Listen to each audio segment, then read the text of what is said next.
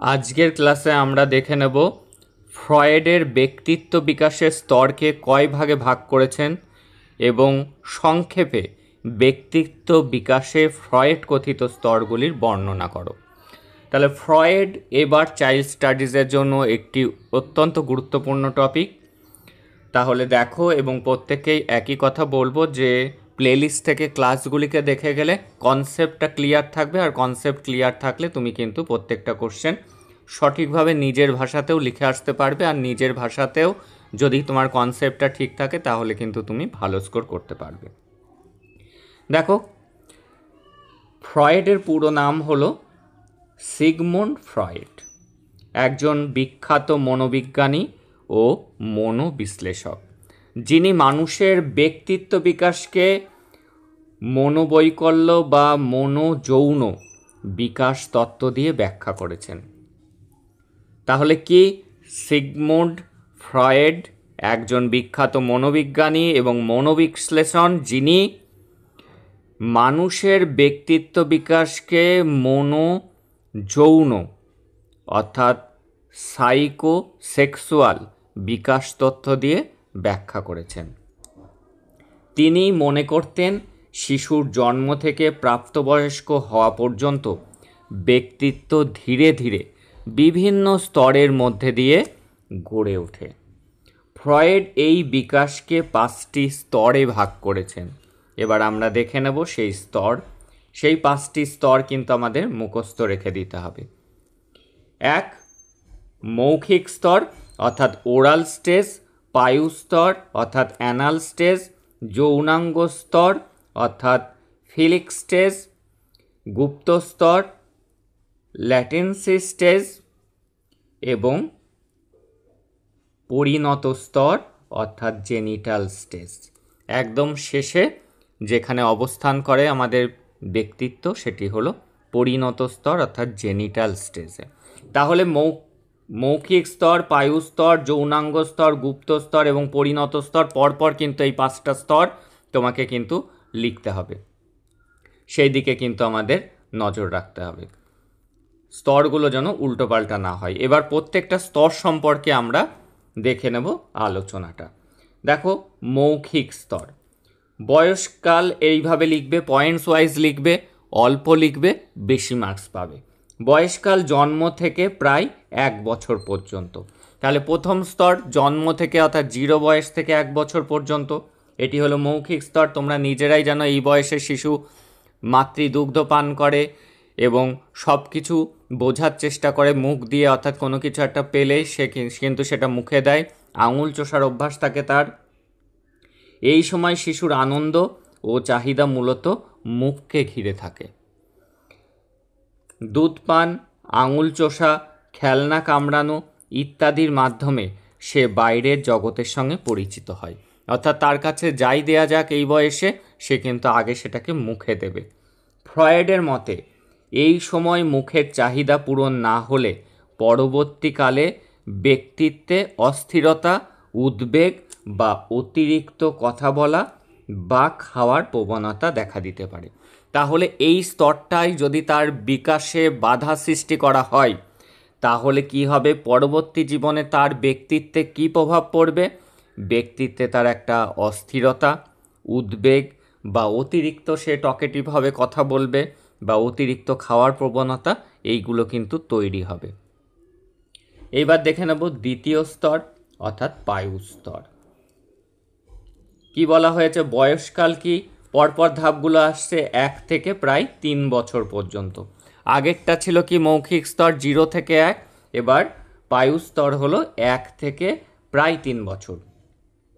শিশুর আনন্দ কেন্দ্র হয় তখন মুখ থেকে কোথায় চলে যায়, তার পায়ুতে, অর্থাৎ মলত্যাগ আর মল নিয়ন্ত্রণ, অর্থাৎ সেটা মল ধরে রাখতে সে বেশি আনন্দ পায়।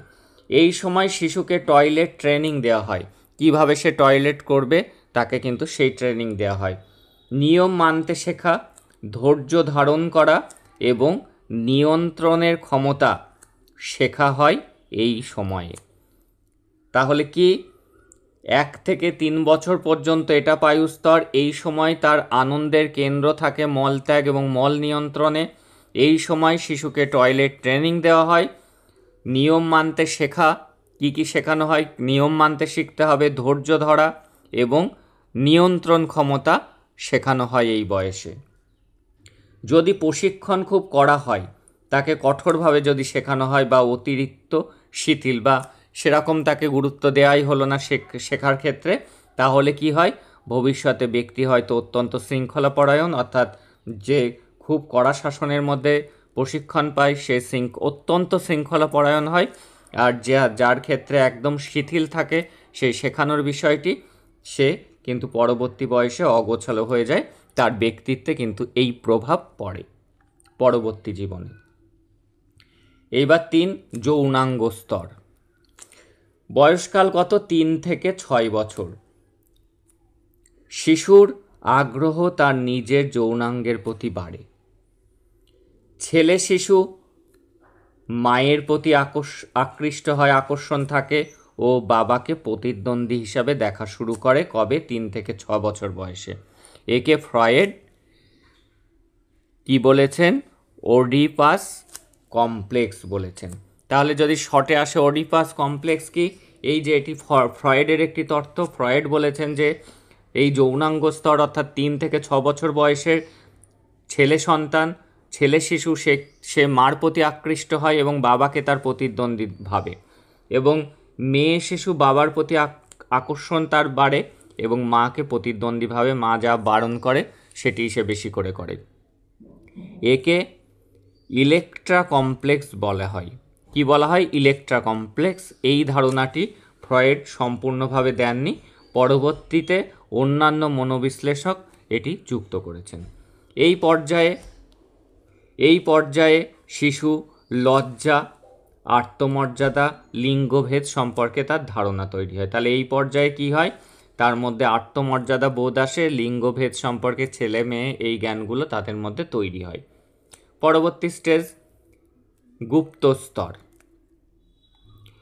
গুপ্তস্তরের বয়সকাল দেখে নিতে হবে। সবগুলোর আগে বয়সকাল বলে দিবে, পরপর বয়স এক জায়গায় শেষ হচ্ছে আর এক জায়গায় শুরু হচ্ছে। 6 বছর থেকে 12 বছর অর্থাৎ কৈশোরের আগে পর্যন্ত এই সময়টা হলো গুপ্তস্তর। এই সময়ে যৌন আকর্ষণ ও আগ্রহ সাময়িকভাবে গুপ্ত বা চাপা পড়ে থাকে। এই সময়টায় তাদের মধ্যে যৌন আকর্ষণ থাকে না। কোন বয়সে? 6 থেকে 12 বছর বয়সে। তারা কিসে ব্যস্ত থাকে? শিশু পড়াশোনা, খেলা, বন্ধুত্ব, সামাজিক দক্ষতা, নৈতিকতা ও শখের দিকে মনোযোগ দেয়। তাহলে শিশু এই বয়সে তার যৌন আকর্ষণ এবং আগ্রহ সাময়িকভাবে চাপা পড়ে থাকে, গুপ্ত অবস্থায় থাকে। সে মন দেয় পড়াশুনো, খেলা, বন্ধুত্ব, সামাজিক দক্ষতা, নৈতিকতা ও শখের দিকে। এই পর্যায়ে ব্যক্তিত্বের সামাজিক ও বৌদ্ধিক দিক বিকশিত হয়। তাহলে এই 6 থেকে 12 বছর এই সময়ে কিন্তু সামাজিক ও বৌদ্ধিক দিক তার মধ্যে বিকশিত হতে থাকে। আর শেষ স্তর পঞ্চম স্তর জেনিটাল স্টেজ। বয়সকাল কি? কৈশোর থেকে প্রাপ্তবয়স্ক জীবন। যৌন আকর্ষণ আবার জাগ্রত হয়, সুপ্ত থাকার পরে সেটি আবার জাগ্রত হয়, কিন্তু এটি এখন পরিণত ও সামাজিকভাবে গ্রহণযোগ্য রূপ নেয়। তাহলে কি?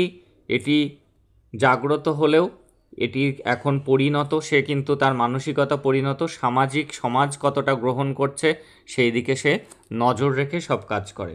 ব্যক্তির মনোযোগ বিপরীত লিঙ্গের প্রতি বাড়ে, ভালোবাসা, দায়িত্ববোধ, পারস্পরিক সম্পর্কের বিকাশ ঘটে এই স্তরটাতে। এই সময় পূর্বের সব স্তরের অভিজ্ঞতা ব্যক্তিত্বে প্রভাব ফেলে। আগের যে স্তরগুলি, আগের যে 4টি স্তরে সে কীভাবে তার বিকাশ হয়েছে সেটি কিন্তু সমস্ত প্রভাব পড়ে এই পরিণত বয়সে, যখন সে কৈশোর থেকে প্রাপ্তবয়স্কতে পরিণত হচ্ছে, তখন তার মধ্যে ব্যক্তিত্বের বিকাশ কিন্তু সেই আগের স্তরগুলির প্রভাবের দ্বারা কিন্তু কিছুটা প্রভাবিত হয়। ফ্রয়েডের তথ্যের মূল বক্তব্যটা তাহলে এবার আমরা বুঝে নেব। শৈশবের অভিজ্ঞতা ব্যক্তিত্ব গঠনে অত্যন্ত গুরুত্বপূর্ণ। তাহলে শৈশবের যে অভিজ্ঞতা, আগের 4টে যে প্রথম 4টে স্টেজ, সেই অভিজ্ঞতা কিন্তু তার ফাইনাল স্টেজের ব্যক্তিত্ব গঠনের জন্য অত্যন্ত গুরুত্বপূর্ণ। কোনো স্তরে চাহিদা অতিরিক্ত পূরণ বা অপূর্ণ থাকলে ভবিষ্যতের আচরণে তা সমস্যার সৃষ্টি করতে পারে। একে ফিক্সেশন বলে। কি কোনো স্তরে গিয়ে তার চাহিদা হয়তো পরিপূর্ণ হয়নি বা অতিরিক্ত পূরণ হয়েছে, এটি কিন্তু তার ভবিষ্যৎ আচরণের একটা সমস্যা তৈরি করবে। একে কি বলা হয়? একে বলা হয় ফিক্সেশন। মানসিক সুস্থতার জন্য প্রতিটি স্তরের চাহিদা সঠিকভাবে পূরণ হওয়া প্রয়োজন। প্রত্যেকটা স্তরের চাহিদা তার কিন্তু যদি পূরণ না হয়, তাহলে কিন্তু তার ব্যক্তিত্ব বিকাশে একটা সমস্যা তৈরি হয়। এবার সহজ একটা উদাহরণের সাহায্যে আমরা বুঝে নেব। দেখো, একজন শিশুর মৌখিক স্তরের চাহিদা অপূর্ণ থাকে। যদি একজন শিশুর মৌখিক স্তরের চাহিদা অপূর্ণ থাকে, সে বড় হয়ে হয়তো অতিরিক্ত ধূমপান, অতিরিক্ত খাওয়া এবং সবসময় কথা বলার অভ্যাস তৈরি হতে পারে।